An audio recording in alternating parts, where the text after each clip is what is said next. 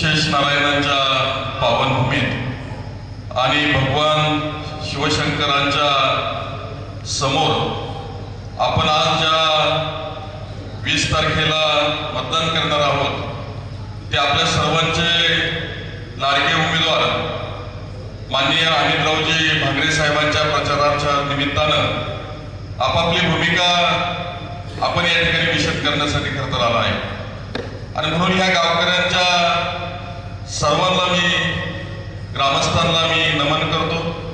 विशेषतः आज ही सभा होते आणि ही सभा होत असताना ज्यांनी तळहयात सामाजिक राजकीय शैक्षणिक आरोग्य पाटपाणी यासाठी 40 वर्ष या तालुक्याची सेवा केली असे मात्र कैलासवासी मिनराजी पांडे साहेब यांची आठवण आल्याशिवाय राहत नाही आणि म्हणून थोडंसं दुःख जरी असलं तरी दुसरी पण आठवण अशी आहे की ह्या अकोले तालुक्यामध्ये शेतकरी कामगार कष्टकरी या सर्वांसाठी गेली 40 वर्ष तळहयात ज्यांनी ह्या तालुक्यामध्ये काम केलं असे लोकनेते स्वर्गीय अशोकरावजी भांगरे साहेब आणि म्हणून असे हे 2 महामेरू आणि अशा या 2 महामेरू आज या ठिकाणी नसणं हे तुम्हा आम्हासाठी अकोल्यासाठी एक दुःखाची छटा घेऊन जाणारे आहे आणि म्हणून त्यांच्या स्मृतीस प्रथमतः खरं तर वंदन करतो।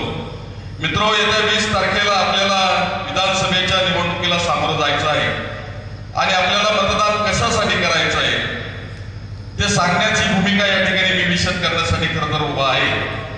आपण बघितलं असेल की एका बाजूला महाराष्ट्र हा छत्रपती फुले शाहू आंबेडकरांचा महाराष्ट्र आपण म्हणतो, संस्कार संस्कृतीचं जतन करणारा महाराष्ट्र आपण म्हणतो, एकीकडे सर्व मराठी बांधव एका गुन्ह्या गोविंदाने नांदणारा महाराष्ट्र आपण म्हणतो, परंतु ह्या महाराष्ट्राला तोडण्याचं काम या दिल्लीश्वरांनी केलं आणि म्हणून हिमालयावर जर संकट आलं तर हा सह्याद्री नेहमी धावून जातो आणि म्हणून ह्या सह्याद्रीच्या सर्वात उंच शिखराच्या कळसुबाईच्या पायथ्याशी भांगरे घराण्याची पिढी आणि भांगरे घराण्यानं भुकेलेलं अन्न आणि तहानलेलं पाणी देण्याची परंपरा नेहमी जोपासलेली खरं तर आहे आणि म्हणून आज आपलं दायित्व आहे की एक युवा नेता, एक युवा विजन असलेला माणूस, खऱ्या अर्थानं त्यांना नौखा म्हणलं जातं, परंतु ज्या सामाजिक राजकारणाचे धडे त्यांनी आपल्या आजोबाकडून घेतले, कैलासवासी यशवंतरावजी भांगरे असेल, भांगरे गोपाळराव भांगरे असेल आमदार यांच्याकडनं घेतले, तो माणूस नौखा असू शकत नाही। जिल्हा बँकेसारख्या एका मोठ्या सहकारी बँकेवरती काम करत असताना माझ्या शेतकऱ्याला कष्टकऱ्याला काय काय योजना देता येतील असं विजन खरं तर त्याच्यापाशी आहे आणि म्हणून येत्या 20 तारखेला आपण अनुक्रम क्रमांक 1 या तुतारीत आपल्याला मतदान करायचं आहे। मित्रो, आपण बघितलं असं आज राज्यामध्ये महाविकास आघाडीचं एका बाजूला उद्धव ठाकरे साहेब आहे, एका बाजूला शरदचंद्रजी पवार साहेब आहे, थोरात साहेब आहे, नाना पटोले साहेब आहे आणि म्हणून असं एक महाविकास आघाडीचं एक संघटन मजबूत झालेलं आपण पाहिलं। महाविकास आघाडीचं सरकार या राज्यामध्ये आलं। शरदचंद्रजी पवार साहेबांनी मागच्या पंचवार्षिकला ज्यांच्यावर विश्वास दिला, ज्यांना लोकप्रतिनिधी बनवण्यामध्ये ह्या अकोले तालुक्याचा सिंहाचा वाटा आहे, असा लोकप्रतिनिधी हरिश्चंद्र नगरीचा राजा म्हणून स्वतःला संबोधतो, परंतु मी इतिहासामध्ये वाचलं आहे की हरिश्चंद्रांनी आपली नगरी स्वप्नामध्ये दान केलेली आहे, परंतु या माणसानं शरदचंद्रजी पवार साहेबांचा विश्वासघात केला आणि खऱ्या अर्थानं एक वेगळं दिशेच्या बाजूनं जाण्याचं काम केलं आणि म्हणून ती सल ह्या तालुक्यातल्या तमाम जनतेला आहे आणि म्हणून आपण बघितलं असं उद्धव ठाकरे साहेबांचं सरकार ज्या गद्दारांनी पाडलं, जो पक्ष हिंदू हृदय सम्राट बाळासाहेब ठाकरेंनी स्थापन केला त्याची दुरा उद्धव साहेब ठाकरेंकडे दिली, ज्यांना मंत्रिपद दिलंय ते सुरत गुवाहाटी मार्गे गेले आणि त्यांनी पक्ष फोडला, चिन्ह चोरलं, पक्षाचं नाव चोरलं। शरदचंद्रजी पवार साहेबांनी सुद्धा खरं तर राष्ट्रवादी काँग्रेस पक्षाला जन्म दिला आणि त्यांचाही सुद्धा पक्ष चोरलं, नाव चोरलं आणि अशा परिस्थितीमध्ये 84 वर्षाचा योद्धा आज खऱ्या अर्थानं आपल्या सर्वसामान्य राज्यामध्ये फिरतोय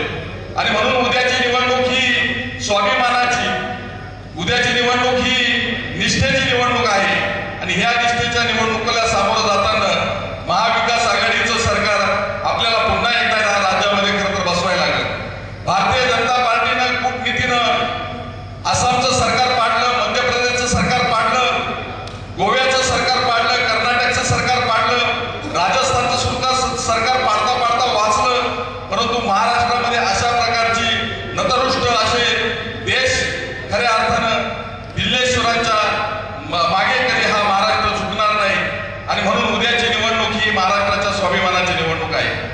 आपण बघितलं असेल उद्धवसाहेब ठाकरेंनी शेतकऱ्यांना पहिल्याच टर्ममध्ये नागपूरच्या अधिवेशनामध्ये त्या ठिकाणी कर्जमाफी केली. 2 लाखापर्यंतचं पीक कर्ज त्या ठिकाणी माफ केलं. कोविड सारख्या काळामध्ये सुद्धा हा महाराष्ट्र तळहाताच्या फोडासारख्याप्रमाणे जपला. परंतु ज्या पद्धतीने ह्या महाराष्ट्रामध्ये गद्दारी झाली, ज्या पद्धतीने ह्या महाराष्ट्रामध्ये गद्दारी झाली, तशी या अकोले तालुक्यामध्ये सुद्धा खरं तर गद्दारी झाली. आणि म्हणून त्या गद्दारीला गाडण्यासाठी उद्याची निवडणूक ही आपल्याला 20 तारखेला अमितदादा भांगरे यांना प्रचंड अशा मताने निवडून द्यायचं आहे. लोकसभेमध्ये भाऊसाहेब वागचौरे साहेबांनी आपली मशाल त्या ठिकाणी होती. 54,000चं लीड आपण त्या ठिकाणी दिलं. त्यांचाही सुद्धा अनुक्रमण क्रमांक हा 1 होता आणि आज अमितदादा भांगरे यांचा सुद्धा अनुक्रमांक 1 आहे. आणि असंच 54,000चं लीड खरं तर आपल्याला त्या ठिकाणी द्यायचं आहे. आणि म्हणून कळस असेल, कुंभेफळ असेल, रेडे असेल, सुगाव असेल, ह्या गावातील लोक प्रवरेच्या काठावर जरी असली तरी आपल्या कष्टानं समृद्ध झालेली लोक आहेत. आणि म्हणून ज्या ज्या वेळेस भांगरे साहेब ह्या अनेक काळामध्ये संघर्षाच्या काळामध्ये ह्या गावामध्ये आले असतील, त्या वेळेस शेतकऱ्यांचे प्रश्न त्यांनी समजून घेतले, सर्वसामान्य कष्टकऱ्यांचे प्रश्न त्यांनी समजून घेतले. पांडे साहेबांनी सुद्धा अनेक वेळा चांगलं काम कसं करावं अमितला अनेक वेळा त्या ठिकाणी प्रमोट केलं. आणि म्हणून मला वाटतं पांडे साहेबांनी सुद्धा अनेक कानमंत्र त्यांना दिला आहे. आणि म्हणून उद्याच्या निवडणुकीमध्ये सुद्धा आपल्याला मोठ्या मताधिक्यानं खरं तर अमितजी भांगरे यांना निवडून द्यायचं आहे. आणि म्हणून ही निशाणी केवळ माणूस तुतारी फुटणारा माणसाची नाही, तर ही तुतारी सर्वसामान्य शेतकऱ्याची आहे, कष्टकऱ्याची आहे, कामगाराची आहे. आमच्या महिला भगिनीच्या स्वाभिमानाची ती तुतारी आहे, आमच्या वारकऱ्याची तुतारी आहे, संतांची तुतारी आहे, धारकऱ्याची तुतारी आहे. ही तुतारी छत्रपती शिवरायांच्या मावळ्याची विजयाची तुतारी आहे. आणि ह्या विजयाच्या तुतारीला आपल्याला खऱ्या अर्थानं विजय करायचा आहे. ही लढाई धर्म और अधर्म के बीच है. हमारे पास धर्म है, हमारे पास सच्चाई है, हमारे पास ईमान है. सरफरोशी की तमन्ना अब हमारे दिल में है. देखना है जोर कितना बाजू है कातिल में. आणि म्हणून दादांनी सांगितलं, कोटकर दादांनी, की गेली 35 वर्ष मी तळ हयात मी पांडे साहेबांबरोबर काम केलं. आणि म्हणून ते आज असताना माझ्या डोळ्यामध्ये मी त्यांचं पाणी पाहिलं. आणि म्हणून सच्चाईच्या बाजूला लोक येतात, सच्चाईच्या बाजूला लोक येतात हा माझा आत्मविश्वास आहे. खरं तर सुखामध्ये अनेक लोक येतात, परंतु जे दुःखामध्ये आपल्या बरोबर असतात, जे दुःखामध्ये आपल्या बरोबर असतात ते फरिश्ते असतात. आणि म्हणून भांगरे परिवार आपल्या दुःखामध्ये नेहमी राहील, केवळ सुखातच राहणार नाही, दुःखामध्ये सुद्धा राहील. आणि म्हणून ते राहिले, त्यांच्या बोलण्याचा संदर्भ आपण समजून घ्या.